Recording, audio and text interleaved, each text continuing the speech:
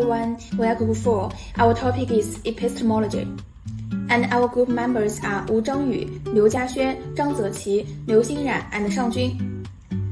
Let me start with a question. How do we know what we know? Epistemology is the study of knowledge, focused on the nature, sources, and limitations of knowledge. It looks at what knowledge is, how we get knowledge, and how we know if something is true. It helps us understand what it really means to know something. In philosophy, epistemology has an important place. It is connected to ethics, logic, and metaphysics. Ethics talks about right and wrong.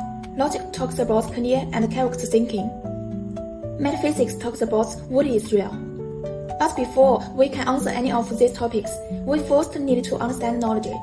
One main topic is epistemology is the definition of knowledge. Many philosophers think that knowledge is more than just belief. It needs to be true and supported by good reasons. Other topic is how we get knowledge. Some people say we learn through our senses, like seeing, hearing, and touching. Others say we learn by thinking carefully and using reason. Epistemology also studies how much we can trust our senses. Our eyes and ears are not perfect, and sometimes they can make mistakes. This is a big challenge for philosophers. Okay, in the next steps, we will explore these ideas more deeply. Let's begin with the idea of cognitive success, a concept introduced by philosopher Ernest Sosa. He compares knowing to archery, shooting an arrow at a target. The first type is accuracy. This means your judgment is correct, just like hitting the bullseye, but simply being right isn't enough. Next is adroitness, using the right method or skill to reach your judgment. In archery, that's using proper posture and control, not just firing randomly. The third and most important type is aptness. This means your judgment is accurate because it was formed through a proper method. You didn't just get lucky. Your skill is what made the hit possible.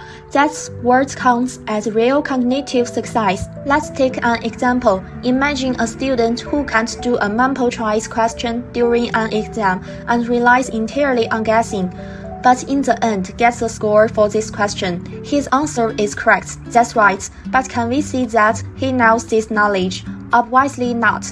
He lacks method and reasons, and this is not cognitive success. This brings us to the traditional definition of knowledge, the justified true belief model, or JBT. You know something. Three things must come together. First is belief. You have to believe it's true. If you don't believe it, you can't say you know it. Second is truth. Your belief must actually match reality. False beliefs don't count as knowledge. Third is justification. You must have good reasons, evidence, or a reliable method for your belief. Guessing doesn't count. In short, knowledge isn't just about getting the right answer, it's about why you got it right. Only when belief, truth, and justification all overlap can we see someone truly has knowledge. Epistemology has given rise to many schools of thought in its development, including the following schools of thought. First, rationalism. Rationalism is an epistemology school that emphasizes the role of reason in the acquisition of knowledge. It believes that reason is the main source of knowledge, and true knowledge is not only discovered through empirical evidence or sensory experience, but only through thinking can we understand and discover true knowledge. For example, we understand the concept of triangle. It has three sides, so if we hold a triangular object, we can infer that it has three sides. Rationalism also believes that there are innate ideas and principles, which we know without experience, are instinctive since birth, and can also be regarded as coming from God or another life and person. On the contrary, empiricism believes that all knowledge must come from sensory experience. Empiricists deny the existence of any innate knowledge and concepts, and believe that when we are born, we are a blank slate, with no ideas or concepts, and all knowledge is acquired through our sensory experience in the empirical world. And then skepticism. Skepticism questions the certainty of knowledge and challenges beliefs and assumptions. It encourages thought and critical learning and advocates that knowledge should be supported by evidence and logic. You have question, so you start looking for answer. For example, in news reporting, skepticism helps journalists critically evaluate the source of news and avoid spreading misinformation in daily life. Skepticism is good. It helps us find answers to questions and inspires people desire to explore. Dogmatism is a tendency to assert that a view or belief is an undoubted truth without considering evidence or opposing opinions, and without any explanation or thought. An example of dogmatism is academic dogmatism. For example, a teacher may insist on using outdated educational concepts despite evidence supporting new and more effective methods, but still refuse. Or when you were a child, your mother told you something, you would not doubt it, just accept it. The above four are the main schools of thought introduced. The three theories of truth are correspondence theory, coherence theory, and pragmatism. Correspondence theory emphasizes that propositions are consistent with objective facts. If the weather forecast says it will rain at 3 p.m. today, and you say it is really raining at 3 p.m., then the weather forecast statement is consistent with reality and is the truth. The strengths of correspondence theory are simplicity, intuitiveness, and common sense. The weaknesses are that it is easy to fall into the risk of circular reasoning and doubt the external world. Coherence theory means that truth does not need to directly correspond to reality, as long as it is self-consistent in logic. The police point to the same suspects through multiple pieces of evidence. Even if there is no direct evidence, a logical closed loop can be formed, and the conclusion is considered true. The strengths of coherence theory are logical self-consistency. The weaknesses are that it is easy to fall into the risk of circular reasoning and cannot independently judge the truth or falsity of a single proposition. Pragmatism emphasizes that truth is useful. Parents often say drinking more hot water is good for your health, although there is scientific controversy about this. If a person drinks hot water when he has a cold, he will think this sentence is true. So, it really works.